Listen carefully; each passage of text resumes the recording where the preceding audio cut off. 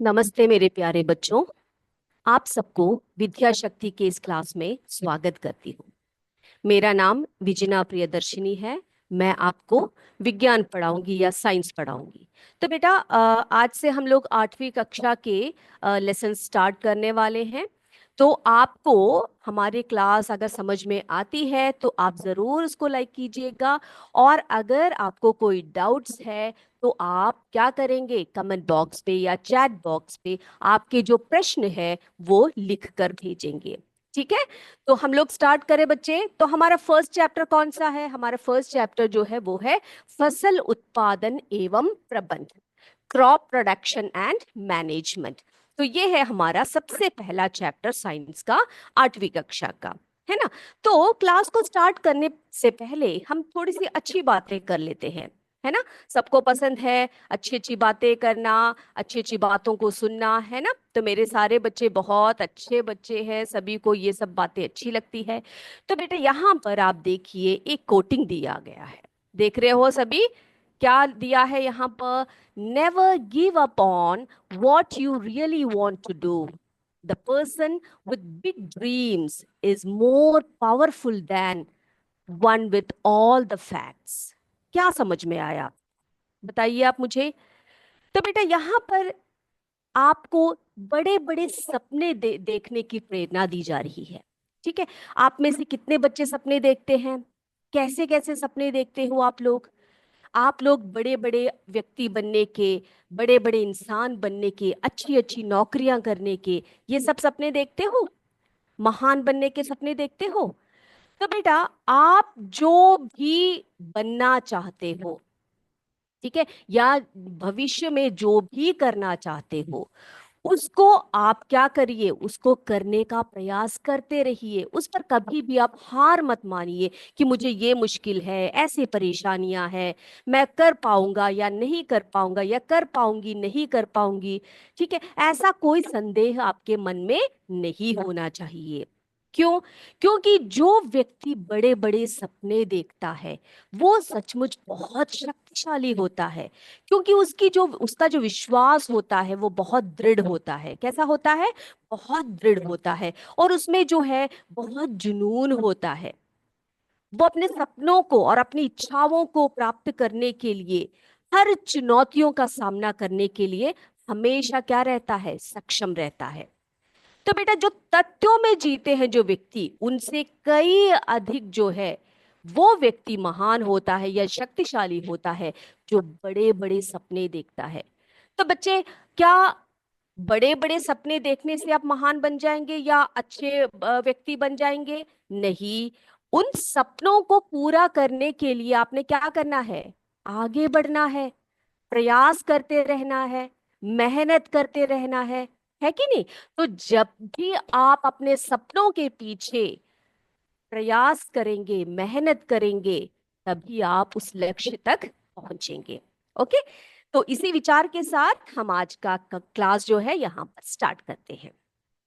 तो बेटा, हम इस लेसन को पढ़ रहे हैं फसल उत्पादन एवं प्रबंधन।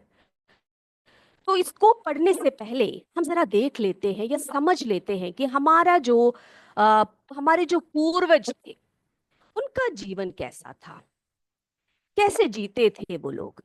तो मुझे पता है आप लोगों ने सोशल साइंस में पढ़ा होगा कि जो आदि मानव है, जो एंशंट जो लोग रहते थे, वो लोग किस प्रकार के जीवन को व्यतीत करते थे, है ना। पढ़ा है ना आपने? तो पहले का जो मनुष्य था, यानी कि आदि मानव जो थे, वो कैसे जीते थे? वो लोग जो है शिकार करके भोजन का संग्रह करते करते थे, है ना। तो मनुष्य शिकार करके जंगली फलों, सब्जियों और अन्य खाद्य पदार्थों को क्या करते थे? इकट्ठा करते थे और वे अपना जीवन यापन करते थे। उनका जीवन कैसा था? अस्थाई जीवन था। वो क्या करते थे? एक जगह से दूसरी जगह पर घूमते रहते थे, क्योंकि उन्हें शिकार और भोजन के स्रोतों की तलाश करनी पड़ती थी, है ना। और वे हमेशा प्राकृतिक संसाधनों पर निर्भर कर रहते थे। तो मनुष्य पूरी तरह से प्राकृतिक संसाधनों पर निर्भर रहते थे, जैसे कि जंगल, जंगल के जानवर, वहां से प्राप्त होने वाले फल फूल, नदियां, अब जैसे ही उस एक पर्टिकुलर एरिया में जब वो रहते थे, तो वहां का जो संसाधन जब समाप्त हो जाता था, तो वे क्या करते थे, अपने परिवार के साथ वे दूसरी जगह पर जाते थे, फिर वहां के संसाधनों का प्रयोग करते थे। ऐसे करते करते धीरे धीरे आपको पता है मनुष्य ने जो है औजार बनाना शुरू कर दिया, है ना। औजारों की उन्होंने क्या करना शुरू कर दिया, औजार बनाना शुरू कर दिया। अब जब उन्होंने औजार बनाए तो उनका जीवन थोड़ा सा और जो है सरल हो गया। अब देखो, फिर वे क्या करने लगे, धीरे धीरे से जो उनको जो प्राप्त जो फलों के बीज है, या जो उनको जो बीज प्राप्त होते थे, अन्य जो फसलों जो सॉरी अन्य जो चीजों से जो वो खाते थे उनके जो बीज थे, उनको ऐसे बो कर देखते थे। या फिर जब उन्होंने देखा कि उनमें से नए पौधे निकल रहे हैं, तो उनके दिमाग में क्या आया, कृषि का संकल्प उनके मन में आया, है कि नहीं। अब उन्होंने क्या किया, धीरे धीरे से कृषि करना शुरू कर दिया। अब कृषि की शुरुआत से मनुष्य के जीवन में बहुत ज्यादा परिवर्तन आए। क्या क्या परिवर्तन आए होंगे, देखो बेटा, जैसे पहले हमने आपको बताया कि उनका जीवन जो था वो अस्थाई था। अब कृषि जब वो करने लगे, तो वो उस जगह को छोड़कर नहीं जाते, वो वहीं पर रहते, और वे एक स्थल पर रहकर स्थायी रूप से वे रहकर वहां पर छोटे छोटे अपनी झोपड़ियां बनाने लगे, अपने परिवार के साथ वहीं पर बसने लगे। अब जो है उनको जो है भोजन की उपलब्धता उसी एक जगह पर होने लगी, है ना। वो लोग अपना फसल उगाते और उसी से उसी पर कटाई करते, बीजों को निकालते, और वे वहीं पर रहने लगे। और ऐसे करते करते धीरे धीरे उनमें सामाजिक और आर्थिक परिवर्तन भी होने लगे। तो कृषि ने क्या किया, सामाजिक और आर्थिक संरचनाओं में परिवर्तन किया है मनुष्य के। और अभी आपको पता है हम लोग कैसे दुनिया में जी रहे हैं, जहां पर बहुत ज्यादा, बहुत ही अच्छे प्रकार के परिवर्तन है ना। वो हमने बहुत आगे बढ़ चुके हैं, हम लोग विज्ञान यानी कि साइंस की मदद से, टेक्नोलॉजी की मदद से हम बहुत आगे बढ़ चुके हैं। तो बेटा, आज हम उसी उन सभी के बारे में, जो फसल उत्पादन है उसकी जो इम्पोर्टेंस है, उसके बारे में हम बात करेंगे। तो सबसे पहले मुझे कोई ये बताइए कि फसल किसे कहते हैं, फसल किसको कहा जाता है, ये क्रॉप किसको कहा जाता है, बताइए। क्रॉप या फसल किसे कहते हैं। मैं यहाँ पे लिख रही हूं, फसल या क्रॉप, ये क्या होता है। हम्म, कोई बता सकता है मुझे, बता सकता है तो बताइए। बेटा आप सोचिए, आपने अपने घर में दो तीन टमाटर के पौधे लगाए हैं, दो तीन मिर्च के पौधे लगाए हैं, एक छोटा सा एरिया है, छोटी सी एक जगह है, मान लीजिए आपका किचन गार्डन है, ठीक है। तो छोटा सा एक जगह है, वहां पर आपने दो तीन मिर्च के पौधे लगाए हैं, दो तीन टमाटर के पौधे लगाए हैं। तो आप क्या ये बोल सकते हो कि मेरी टमाटर की फसल है या मेरी मिर्च की फसल है, ऐसा बोलते हो आप लोग, नहीं बोल सकते, है ना। तो ये फसल क्या चीज होती है, ये क्रॉप किसको कहते हैं, जब बेटा एक ही किस्म के पौधे, देखो ध्यान देना मैं जो बोल रही हूं, एक ही किस्म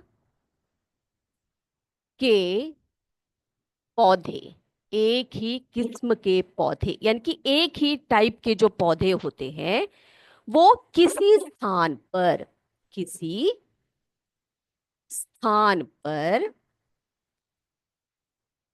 स्थान पर बड़े पैमाने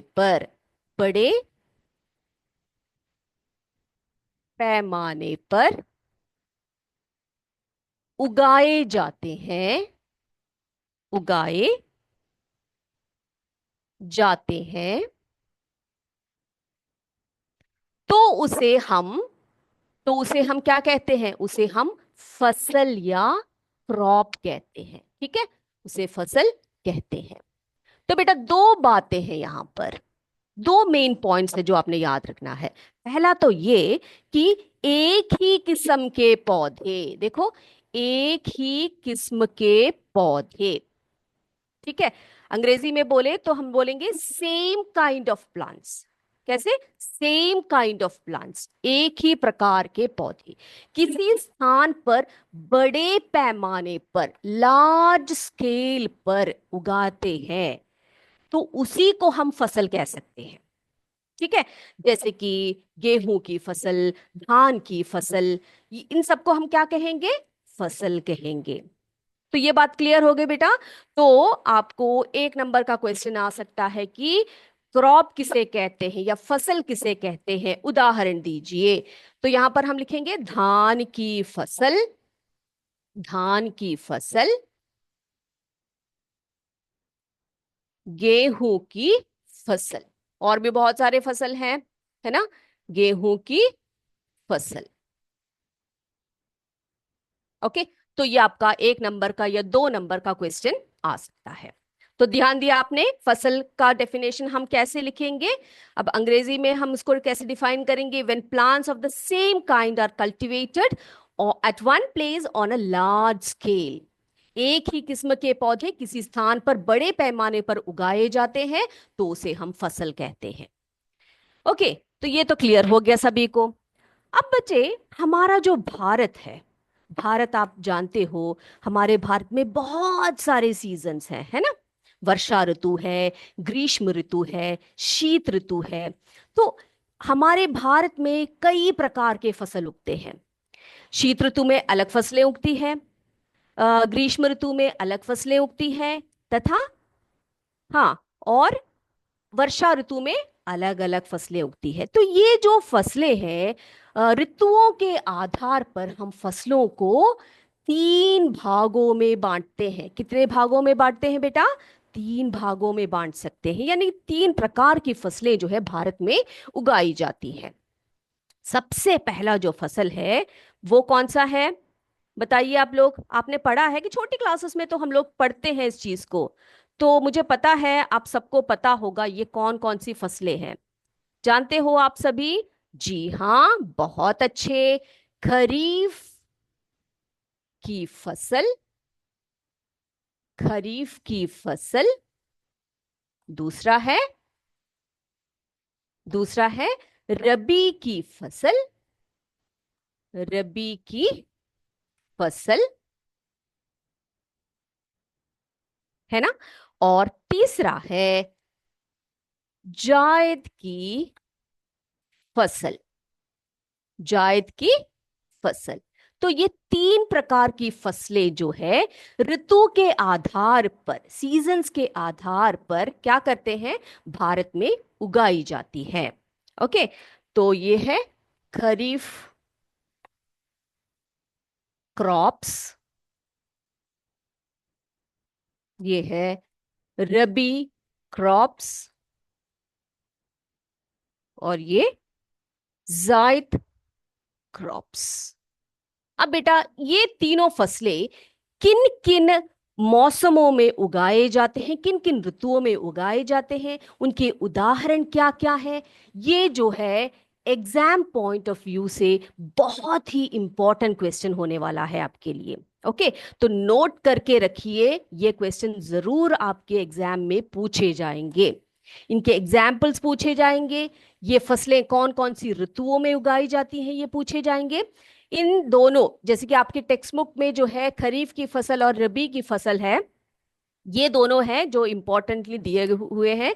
जायद की फसल को ज्यादा क्या नहीं किया गया है, उसको बताया नहीं गया है, लेकिन आज मैं आपको तीनों के बारे में बताऊंगी। ओके, तो चलिए देखते हैं इनमें क्या डिफरेंस है, कौन कौन सी ऋतुओं में ये उगाए जाते हैं। देखें, चलिए बेटा।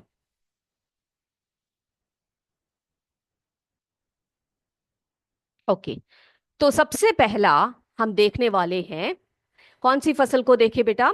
खरीफ की फसल। खरीफ क्रॉप्स। तो जो खरीफ क्रॉप्स है वो वो वे फसल हैं जिन्हें वर्षा ऋतु में बोया जाता है। कब बोया जाता है? वर्षा ऋतु में, रेनी सीजन में जो है बोया जाता है। ओके, तो खरीफ की फसल को रेनी सीजन में बोया जाता है। तो भारत में वर्षा ऋतु कब होती है, कौन से समय में होती है? जून से सितंबर तक होती है ना? जून से सितंबर तक वर्षा ऋतु का समय है। तो उस समय पर उगाए जाने वाली फसलें हैं खरीफ की फसल या खरीफ क्रॉप्स। तो उदाहरण क्या लिखेंगे आप? धान, मक्का, सोयाबीन, मूंगफली, कपास आदि। तो ये सब क्या है? ये सब खरीफ की फसल।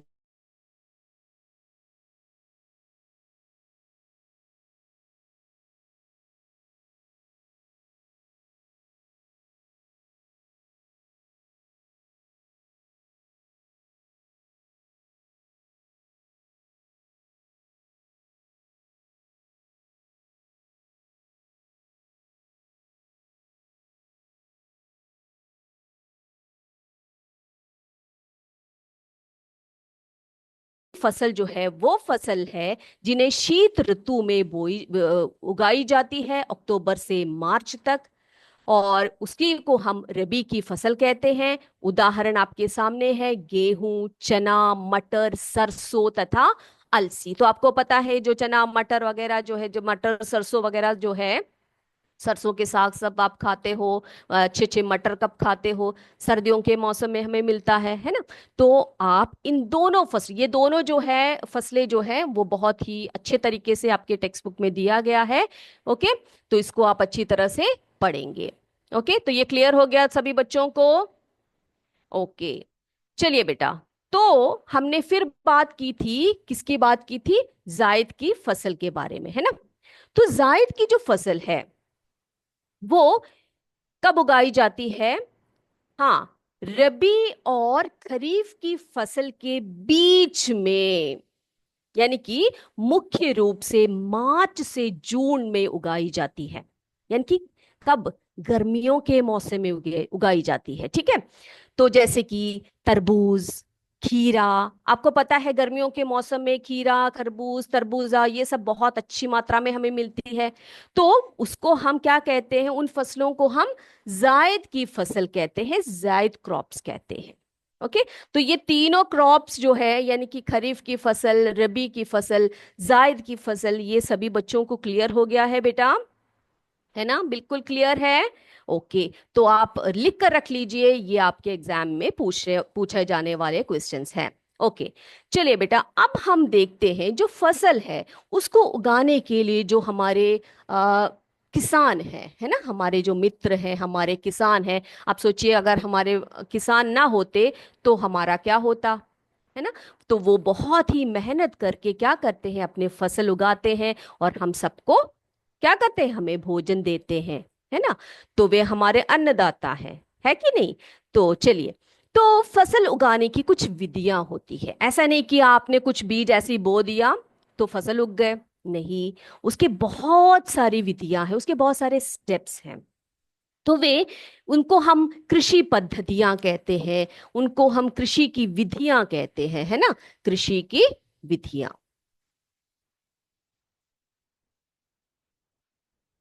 कृषि पद्धति या कृषि विधियां, तो वे क्या क्या है?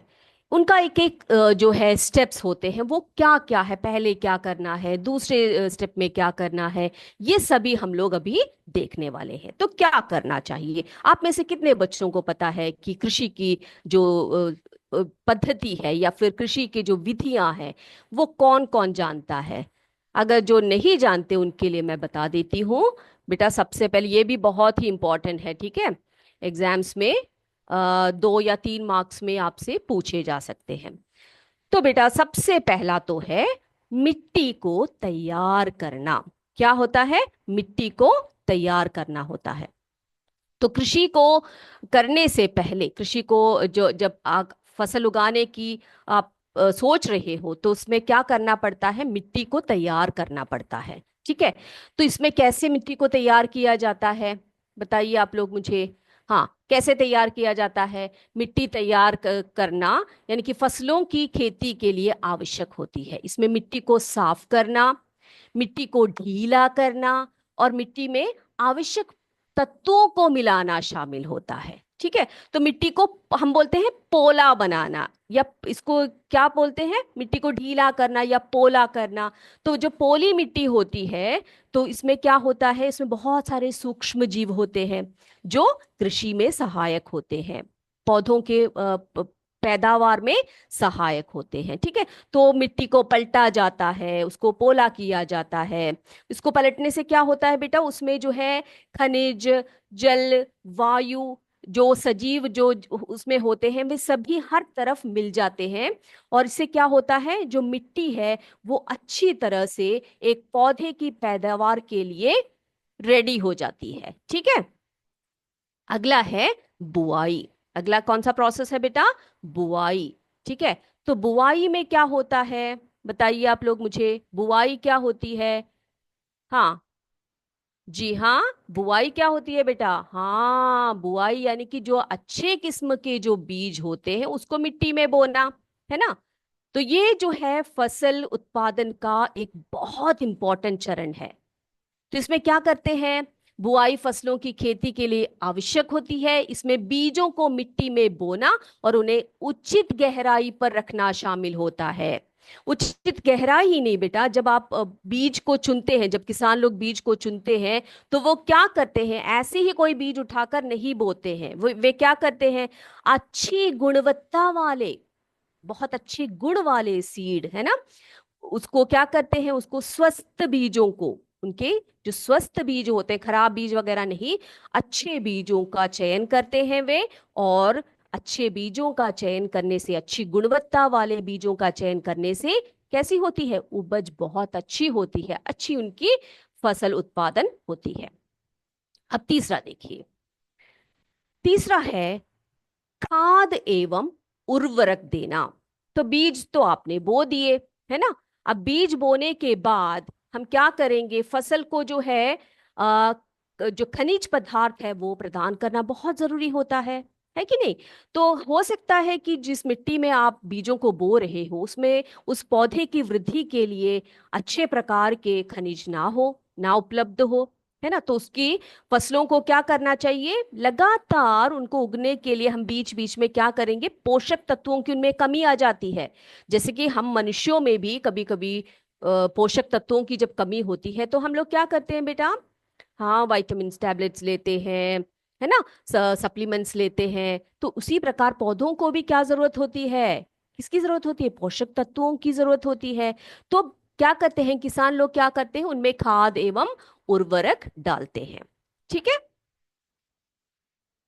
अगला देखिए, तो ये खाद और उर्वरक देना फसलों की वृद्धि और विकास के लिए आवश्यक है। इसमें मिट्टी में आवश्यक पोषक तत्वों को मिलाना शामिल होता है। तो आपने देखा कृषि में खाद और उर्वरक देने का इंपॉर्टेंस क्या है। अगला देखिए बेटा, सिंचाई। तो हम मनुष्यों को, हम जीव जंतुओं को जिस प्रकार से पानी की आवश्यकता होती है उसी प्रकार क्या होती है, पौधों को भी पानी देना बहुत बहुत जरूरी होता है। तो पौधों को पानी देना यानी कि बड़े एक स्थल में, यानी कि कृषि स्थल में या फिर फसल में पानी देने की प्रक्रिया को ही हम सिंचाई कहते हैं, है ना। तो सिंचाई फसलों की वृद्धि और विकास के लिए आवश्यक है। इसमें पौधों को आवश्यक जल देना या आवश्यक जल को प्रदान करना शामिल होता है। ओके, चलिए अगला, खरपतवार से सुरक्षा। खरपतवार, ये खरपतवार क्या होता है बेटा, हाँ, या वीड्स कहते हैं हम अंग्रेजी में, वीड्स या खरपतवार। खरपतवार क्या होता है, यानी कि जो हमने फसल उगा रखी है, हम देखते हैं कि उनके बीचों बीच में से कई बार कुछ अनवांटेड प्लांट्स उग जाते हैं, यानी कि जो हमें जरूरत नहीं होती है ऐसे कुछ पौधे उनके बीच में से उग जाते हैं। ओके, तो बच्चे पूछ रहे हैं कि मैम खरपतवार है तो उससे सुरक्षा करने की क्या जरूरत है पौधों को या फसलों को।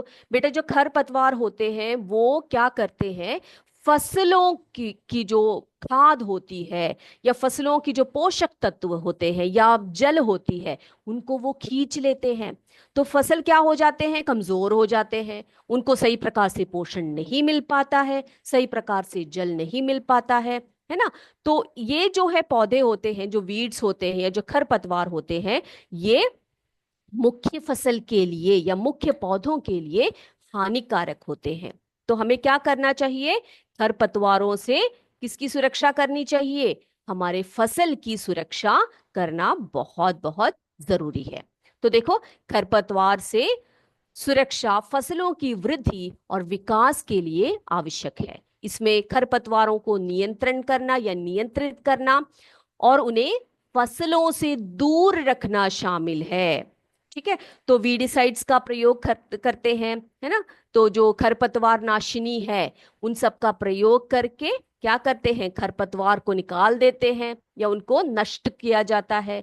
कई कई बार अगर फसल छोटी है तो किसान लोग क्या करते हैं, हाथों से ही, है ना, हैंड पिकिंग जो मेथड होता है उसी से ही खरपतवारों को क्या करते हैं, खुरपी वगैरह की सहायता से वे क्या करते हैं, फसलों में से उन खरपतवारों को बाहर निकालते हैं।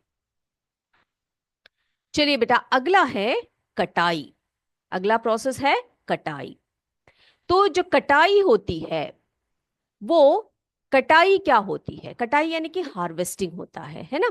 तो ये हार्वेस्टिंग प्रोसेस क्या होती है बेटा, बताइए, आप लोग बताइए मुझे। हाँ, हार्वेस्टिंग यानी कि जब पौधा अच्छी तरह से जब पैदावार हो जाती है तो उसमें क्या होता है, उनको काटना आवश्यक होता है। तो इनमें फसलों को काटना, उन्हें इकट्ठा करना शामिल होता है। ओके, ये बात क्लियर हो गई है सभी को। चलिए, उसके बाद क्या होता है, अगला स्टेप कौन सा है, भंडारण होता है। यानी कि जो अनाज इकट्ठा किया होता है, यानी कि जो भी हमने हार्वेस्ट किया होता है उसको क्या करते हैं, उसको सही प्रकार से भंडारण करना बहुत जरूरी होता है कि नहीं। उसको क्या करना जरूरी होता है, भंडारण करना बहुत जरूरी होता है, वरना क्या हो जाएगा, वो सभी नष्ट हो जाएंगे। तो उसको सूखे स्थान पर अच्छे अच्छे बर्तनों में या अच्छे अच्छे स्टोरेज प्लेसेस में उसका क्या करते हैं, भंडारण करते हैं। तो ये बात सभी को समझ में आई। कौन कौन सी विधियां हमने देखी, सबसे पहले हमने देखा मिट्टी को तैयार करना, है ना। मिट्टी को तैयार करना बहुत जरूरी होता है। मिट्टी तैयार करना फसलों की खेती के लिए आवश्यक है। इसमें मिट्टी को साफ करना, मिट्टी को ढीला करना और मिट्टी में आवश्यक पोषक तत्वों का मिलाना शामिल है। अगला प्रोसेस है बुआई यानी कि सोइंग। ठीक है, यानी कि उसको सीड्स को जो है सो किया जाता है, अच्छे सीड्स को, गुणवत्ता वाले सीड्स को, स्वस्थ सीड्स को क्या किया जाता है, बोया जाता है। तो बुआई फसलों की खेती के लिए आवश्यक है। इसमें बीजों को मिट्टी में बोना और उन्हें उचित गहराई पर रखना और अच्छे गुणवत्ता वाले बीजों का प्रयोग करना होता है। तीसरा है खाद एवं उर्वरक देना। तो खाद और उर्वरक देना बहुत बहुत इंपॉर्टेंट होता है। पौधों को पोषक तत्व देना बहुत जरूरी होता है और खाद एवं उर्वरक देना फसलों की वृद्धि और विकास के लिए आवश्यक है। इसमें मिट्टी में क्या किया जाता है, आवश्यक पोषक तत्वों को मिलाना शामिल है। फिर सिंचाई, यानी कि सिंचाई क्या होती है, जिसे हम इरिगेशन बोलते हैं, है ना। तो सिंचाई फसलों की वृद्धि और विकास में बहुत बहुत आवश्यक होता है। तो पौधों को आवश्यक जल देना भी बहुत जरूरी। बेटा, आपके पुस्तक में छिड़काव तंत्र, स्प्रिंकलर के बारे में भी बोला गया है, ड्रिप तंत्र के बारे में भी बोला गया है। तो उसको जो है हम अगले क्लास में थोड़े से अच्छे से डिटेल में आपको बताएंगे कि ये दोनों तंत्र क्या क्या है, यानी कि स्प्रिंकलर सिस्टम जिसे हम छिड़काव तंत्र कहते हैं और ड्रिप तंत्र, ड्रिप सिस्टम, ये दोनों जो है बहुत ही इंपॉर्टेंट आधुनिक सिंचाई की विधियां हैं। इसको हम अगले क्लास में डिटेल में पढ़ने वाले हैं। ओके, अब खरपतवार क्या है, वीड्स का उन्मूलन करना या खरपतवार का उन्मूलन करके क्या करते हैं हम, हम जो फसल है उसको बचाते हैं। तो खरपतवार से सुरक्षा फसलों की वृद्धि और विकास के लिए आवश्यक है। इनमें खरपतवारों को नियंत्रण करना तथा उनको फसलों से दूर रखना होता है। अगला है कटाई, जिसमें फसल की कटाई की जाती है, उनको इकट्ठा किया जाता है। और लास्ट वाला जो है स्टेप है वो है भंडारण, सही स्टोरेज करना, अच्छी तरह से स्टोरेज करना ताकि भविष्य में उसका प्रयोग आप कर सके। तो बेटा, आज हमने बहुत बातें की। एक तो फसलों के प्रकार हमने देखा, कृषि की विधियां देखी और वो जो विधियां हैं उसको हमने डिटेल में देखा, है ना, कि कौन कौन सी विधि में क्या क्या होता है, किस प्रकार से किसान जो है इन विधियों का पालन करते हैं और किस प्रकार से ये सब भोज्य पदार्थ हमारे घरों में आते हैं। तो देखा आपने। तो अगले क्लास में हम और भी बहुत सारी बातें करेंगे इसमें, इसके बारे में। तो आज की कक्षा को हम यही समाप्त करते हैं और एक और बात याद दिला देते हैं। आज जो मैंने बताए हैं बेटा, इन सब के कुछ क्वेश्चंस होंगे आप आपको अगले क्लास में, तो सभी बच्चे पढ़कर आइएगा, ठीक है। तो अपनी क्लास को समाप्त करते हैं। जय विद्या शक्ति, जय हिंद, जय भारत। धन्यवाद बच्चों।